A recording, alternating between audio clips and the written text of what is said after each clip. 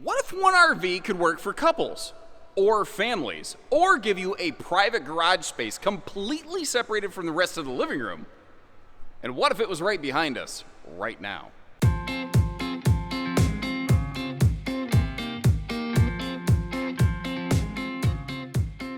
Hey everybody, Josh the RV Nerd of Bish's RV down here at the FSX division of Salem and Wildwood. This is where they make small single axles, kind of toy hauler stuff, the big Max series toy haulers, and now this new V series. And I'm going to call that basically, I think that means Versa series, because this is one of the most versatile kind of concepts I've seen. And there's so many people I've talked to over the years, and I've seen comments come in who are like, man, I'd really like a rear patio, but I don't want a full-on toy hauler. That's what this is.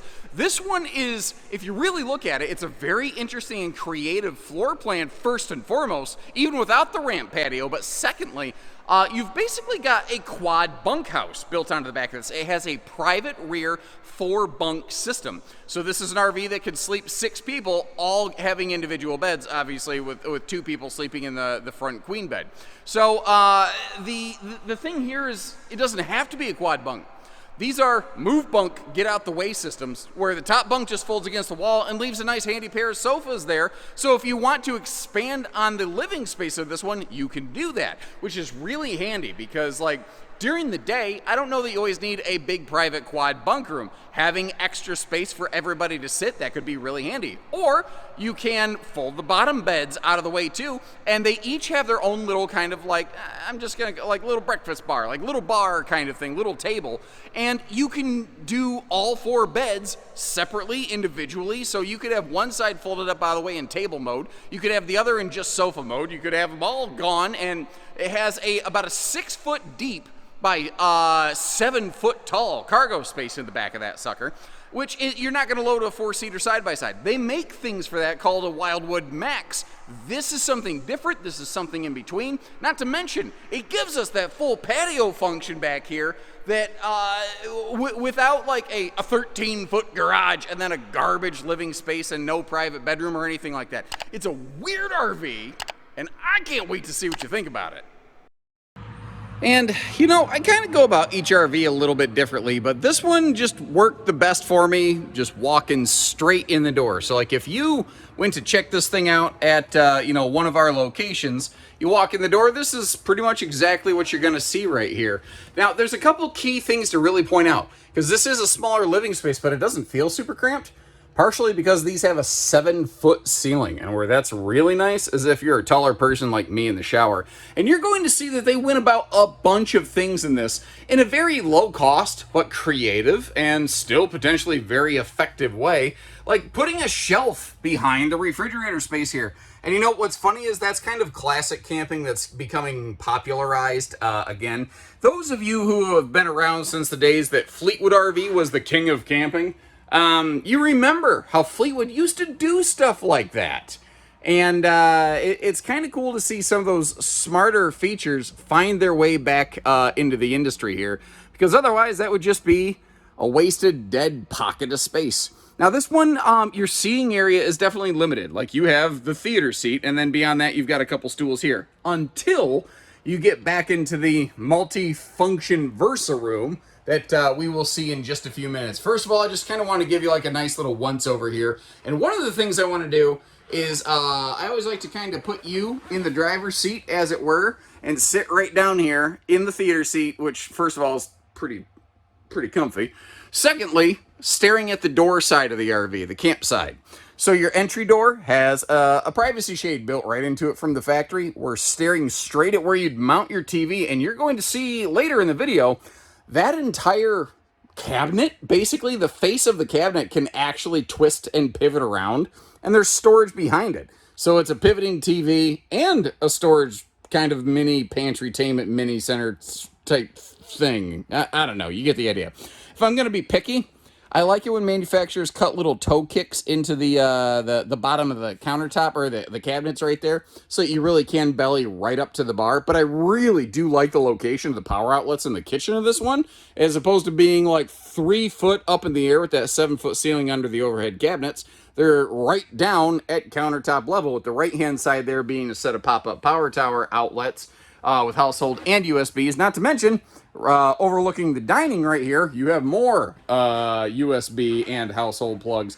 Plus down here, you've got, it's a convection air fryer microwave kind of combo. It is not a propane oven. This RV does not have a propane oven. It has no allowances for it, nor can you option into one. That right there might be a major problem for some folks. I get it. I respect it. I recognize it. That's why I kind of pointed it out. But I wanted you to get to understand, you know, what we're looking at here and what we're not. Now, first of all, the a full true theater seat in the Salem Wildwood family of things is very uncommon. They have not done a lot of those over the years outside of their destination trailers. So it is cool to see them kind of jumping into this. And it is technically a little step up slide, but I don't think it matters because it's not like, it's not a dining area. It's just you sit in the theater seat and you're done, son. You know, you may notice though, it is all carpetless. It is ventless on the floor. So that is easy cleaning. And FSX was the very first user of these refrigerator and freezer doors that can open from either direction. I think it's less critical in this floor plan. And this is a newer version of it where it used to be like, let's say I opened the left side, but I didn't get it fully closed and I grabbed the right side. You could actually just drop the refrigerator door. You could take the refrigerator door right off. Well, you can't do that anymore. The left side won't like unlock until the right side is fully locked. They've just put a smart little thing on that, which is super handy. Now, Michael Jackson, moonwalking backwards here. Something I just noticed. If you want to add a second air conditioner, I see a power junction box up there for it. You could add a second air back in this room. It would probably be a dedicated drop-in AC, but the fact is that is there. This is capable of running that second air system. And again, this rear Versa room. So when I said you have about 6 feet deep of loading, what I came up with to kind of measure that, it might be slightly off of that. I started with my tape measure at the end of this. I didn't start at the door. I actually started up here because you're going to lose some of that space when you fold everything up, you know, for loading. But the ceiling's 7 foot tall. This is about 6 foot deep. It is fully privatized. And, you know, you can use it as bunks, as living space, as cargo, craft room, dog kennel, anything and everything in between that you could possibly imagine. I know some folks that have some really expensive various types of like bicycles or, oh, you know, I know some ham radio people who could turn this into a heck of a ham radio room over here. I could see that being kind of a thing. But these are made by Moride, and they are ultra multifunctional. You notice how you've got that little rollover bar built right onto it, and you also have the ladder built right onto it. What's kind of cool, you never have to disengage all of that. When you fold that up, it just locks against the base of the flip-up bed area. And then obviously, you know, you can have yourself a couple sofa spaces. And you've only seen like the kitchen dining bar on this so far. The fact is that's not your only, like it includes a table for this private room. So whether it's the kids entertaining themselves or if it is going to be your primary dining space, you can, you know, use it for that too. This is, obviously you've got the D-rings in the floor. You have all those, totes basically. And you might have noticed how the bottom sofas, when they fold up, they have like a little bar basically built right onto them, where if you want to add a couple chairs or stools or something like that, where you wanted to have some seating, but you didn't want to necessarily lock down the entire room, that's something I think you could do here. Now, I think that during the day, I would probably leave that stuff up, because if you notice, the entry door is not dead center in the middle of that wall, because you do have that sliding pocket privacy door there over on the left, so you can fully enclose and privatize this. Not to mention, notice the snap-on blackout window shades. You can get airflow if you want it, or you can blot out the sun. But they're not the big boxy valance and lambrequins that stick out. So if kids tend to thrash around at night, they're not going to accidentally rip them off the walls or something like that. I've seen that happen on a lot of used RVs that come in on trade. And these systems right here, they are fairly hefty. When you're picking them up and putting them down, they're not the like super hard end of the world kind of like you got to be the world's strongest man, you know, to mess with these things.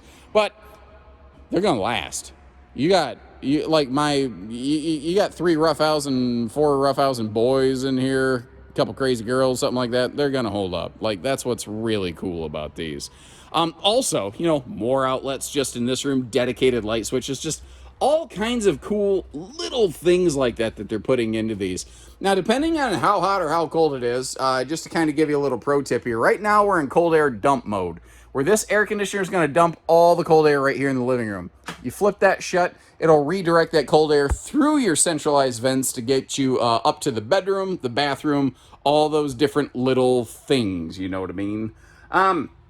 Where do we want to begin with our kitchen stuff? Oh, tankless on-demand water heater, by the way. That's that controller right up this away. And if you do need more countertop prep space, you just push that little thing, slot that right down. And I really like the little accent light that you have going on here under the kitchen counter. I think that's a handy little thing. And where that could be nice is it could be a great little... like if, you know, somebody's in the bunk area, like if someone is sleeping back there in the bunk area, that is kind of like just enough of an air traffic controller light where they could see their way up to get to the bathroom. Not to mention, you have that indirect light here above the slide. So if you kick off all the main ceiling lights, it's, you know, going to be still easy to navigate through the RV without being totally stabbed in the eyes by a lot of, you know, Gizmo, bright light. Remember the gremlins there? He didn't like bright light. Anyway, light killed him. Taking a look at the theater seat here, that is a wall hugger, so you don't have to wrestle it in and out, which is important because it is in slightly a step-up slide. But, again, the TV pivots around. There's a little bit, I'm going to call that like your spice cabinet storage, but built right into the breakfast bar is storage that slides out from inside there. It's those crazy, cool, crafty little details on this that I really like. But if I'm going to have one personal criticism for the kitchen, I'd like a space for a wastebasket under the sink. There's, you know, if they cut the shelf under the sink in half so that only half of it met up with the style, I think you'd have room for a good wastebasket and still have some good space under the sink. But that's me. I'm looking for trouble with a map and glasses at this point. Like, overall, this camper is pretty cool. And, like, if you take each room individually, yeah, the bunk room or the whatever you want to call it in the back here, it's not a great cargo loading garage, but they make other RVs for that. The living room doesn't have the most seating. It doesn't have the biggest dining space, but we have a whole second room for that. Everything in this RV is intended to kind of play off of one another, and they all kind of work together. It's very different. I get that. It's not as obvious sometimes, but if you really stand back, you don't have to squint real hard to see that it does really check boxes. And something that actually surprised me, FSX often makes some very budget aggressive little campers. And a lot of times their bathrooms have to really suffer as a result, but you can see they had a little bit more budget to spend here. They gave themselves a nice bathroom arrangement. And with that, like, 7-foot tall ceiling, I don't even know if these need a skylight. I'm not sure they even need a skylight above that extra tall shower, especially considering they have that lightsaber glow beam right above the shower there, kind of Brinkley style. I hope that is one of those things that Brinkley has done that more and more and more manufacturers kind of catch on to. Because, you know, when you're shopping an RV in the middle of the day at a dealership, you're getting light in the shower from the skylight from outside. But when you're actually trying to use one, if it's morning or if it's at night, you can't see anything in the shower. It's kind of annoying. But that light beam, that's always going to work.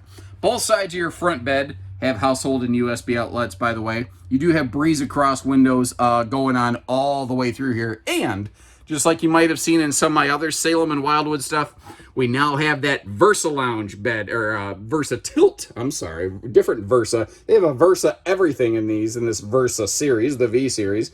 So it's a power head bed lift. And any of these V series that is not a Murphy bed, you're going to get that. And what's kind of cool about this is it creates a huge space at the foot of the bed where you can actually stand up and get dressed. Or let's say it is kind of one of those days where everybody needs their own private space. Somebody's kind of occupying the living room. Somebody's kind of occupying the rear Versa garage room, whatever you want to call it. You could just kind of kick back and lounge in here with your own sort of entertainment going on. I will tell you, though, this is a Camp Queen, and there's kind of like a little bracket bar that grabs the bottom of that mattress so that it can, you know, push the mattress into Versa up tilt mode like this. If you went with a true Queen, I don't know how that's going to work. It might be screwy. I've never seen one with a true queen attempted, and they're so new, I don't really have any kind of good feedback on anything like this. Now, as I mentioned, across from the bed, you do have yourself TV hookups, and if you look down, something you haven't seen in the RV are floor vents or carpet. I mentioned the no carpet earlier, but these are very pet-friendly kind of campers, very easy to clean as well. Now, you've got some good storage going on around the corner over here, and that is removable shelving. We're going to see why that's removable in just a second, but first of all, I want to crack open the rest of the bedroom storage, and I think I actually want to begin with these cabinets over the bed, although I've got to rotate you very slowly. I had myself in painfully out of position. And there we go, cracking one of these things open right here. First of all, you might notice they're what I call gravity clothes. They don't have a strut or anything. You got your normal closets on both sides of the bed. Obviously, the bed comes down, and to get to the storage under the bed, you really do need it in the down position, so kind of keep that in mind. But the reason those shelves were removable is wrapped around that corner, it actually is washer-dryer prepped. Now, I'm estimating you might need a combo. I'm not sure if there's a very small stackable system that can fit in there, although there are separate outlets, one for a washer, one for a dryer. So it might, I don't know. So manufacturers often will build their stuff with one specific unit in mind, but they never tell anybody which one it is. So apologies. There's no homework to be done. Manufacturers never tell us what they're doing. I will also estimate, if you get a washer dryer, you may need to remove the valance from on top of that window. It's a little bit big and boxy, and a lot of times those units stick out enough. So there might be just a couple little hoops that you have to jump through to kind of make all that work, but in theory, should be possible. This rig does have one potential major Achilles heel for some folks. I've closed the slide out for road mode, as I tend to do, and if this is useful for you, leave us a little note, like our video, subscribe, all those kind of stupid YouTuber things that I have to say. But what I'm getting at is when you close the slide, the bedroom and the bathroom are lost. Now, we are very snack-tastic, and you may consider the fact that depending on how many people are with you, you do have up to 4 beds available to you back here. So you may be able still to do a stealth mode sleepover without opening the slide and still being able to have breakfast and dinner. The fridge can't open all the way, it can barely open, but maybe enough to like grab a can of pop or soda or whatever you feel like calling it out of there. If you need a bathroom facility, hopefully you're at a place that has one. I don't love everything I just shared, but that's the case, and before I went spending lots of money, I'd kind of like to know what I'm getting out of it, so hopefully this has been beneficial and enlightening for you. And when we start talking towing on one of these big bad boys, I think my generalized recommendation is probably going to be in the camp of a 3/4 ton pickup. The GVW approaching 10,000 pounds, and just the overall total size of it, the empty dry weight being close to what? Close to 7,800, something like that. I've seen a lot of numbers today, so it's all kind of bleeding together. I don't know yet. Yes, there might theoretically be some half tons that could handle it. I don't know it's going to be comfortable. Is kind of the thing. I think you're going to be a lot more comfortable and probably feel a lot safer with a little heavier grade pickup. That's not uncommon, though. When we start talking about something with a private quad bunkhouse, typically you do want something a little bit bigger to be able to haul it around. I do like that this one has a full, unobstructed, unimpeded front pass-through. That's nice.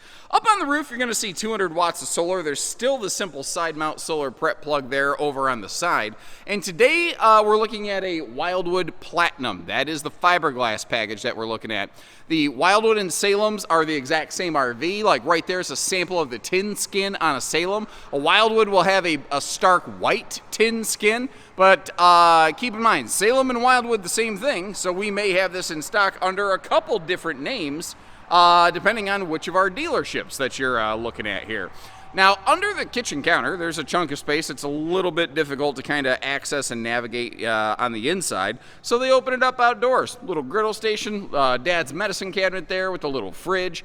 The speakers out here, at least they're not up to the ceiling, so I can give them a pass on that. Like, that makes sense. And if you look at this, you look to the right of the awning, and you see like a big old chunk of what looks like wasted space there. But remember, this is a pretty good-sized RV. Like, it's not a small awning, it's just a big camper, really. If the awning was a little bit longer, I wouldn't be offended, but it may also require different hardware or a split awning at that point. It just kind of depends. You know, you can only make something so big before it just starts to stress and fail effectively. Now, between the entry door and the little outside fridge, you've got both a higher pressure cold water only sprayer port and a little bit lower pressure hot cold outside utility shower. So you are getting a little bit of both going on here. You also have the better four corner stabilizers, and these things are legitness. They take so much of the seasickness effect out of the RV when people come and go and move around, you know. Enclosed, sectionalized accessibility down here. That is a little thing that they do just to help, like for service purposes, but also they're finally giving us a handy little cheat sheet right here. The accessibility also has tank heating pads as well as thermal foil running across the underbelly section, which is kind of nice. Now that doesn't magically make this some kind of crazy Four Seasons camper. I don't believe it would pass that kind of strenuous testing. I do think that for a general extended season kind of experience, that'll work. And especially when the backside of this thing opens right up like this. I don't know that you're going to use it in extreme hot cold camp scenarios. But, you know, if you're just loading, unloading, and then shutting that sucker down because you want to use it like a bunkhouse or a private extension of your living room or whatever the case may be, you know, it can do a lot of different things that way. It's a very cool, crafty, creative floor plan. And where I could see this working really, really well is if sometimes you're alone, there's just two of you, or sometimes maybe you have some guests. That's where I think this RV could work very, very well. Now, you may have noticed there, I hopefully I flashed up on the screen my little graphic letting you know it's prepped for a telescopic removable ladder. If I didn't, my apologies. One thing I do like on this one, the bathroom and the kitchen are right next to one another, so it is a case where you do have a single sewer outlet, and you might notice that sewer hose caddy tube right behind it right there. Just little details like that. They've also moved away from all their Schwintek slides. They're using a BAL exact slide system, a cable slide system, and that really has seemed to be a trend recently here. A lot of manufacturers have moved away from a Schwintek slide and gone to this exact slide system because it's one of the very few things that's an easy, direct kind of replacement from a factory production standpoint for that Schwintek slide. They don't have to re-engineer the entire RV. It's very, very lightweight as well. Rack and pinion, a lot of folks really like rack and pinion, but then you do have to have something that punches through the I-beam of the chassis, and that can mess with a lot of engineering things. It can fight with things like where you put your holding tanks and whatnot. So this is the simplest, cleanest, easiest way to put a slide in an RV that doesn't require you having to like fight with everything that's going on in the chassis level, basically. That's why these have become so popular so quickly. As we've gone through this video, you hear this annoying guy in the background constantly echoing everything I'm saying. Hands down, the most annoying person on the internet. Okay? But let me know what you think about this weird little mutant concept over here. I'll leave you links in the video description to check for pricing and availability. And keep in mind, the time that I'm rolling these videos out, these are brand new. I expect the first wave of these to be kind of picked off very quickly. If our website doesn't give you any results, it just means that we're like sold out and restocking. Call our team. We're happy to get you some figures on something, no sweat. And when you're ready, we're ready. And remember, Salem, Wildwood, standard series with the tin skin, platinum series with the fiberglass skin. I'll leave you one link to be able to check on all of that. When you're ready, we're ready for you. Take care, stay safe, have fun, and happy camping, everyone.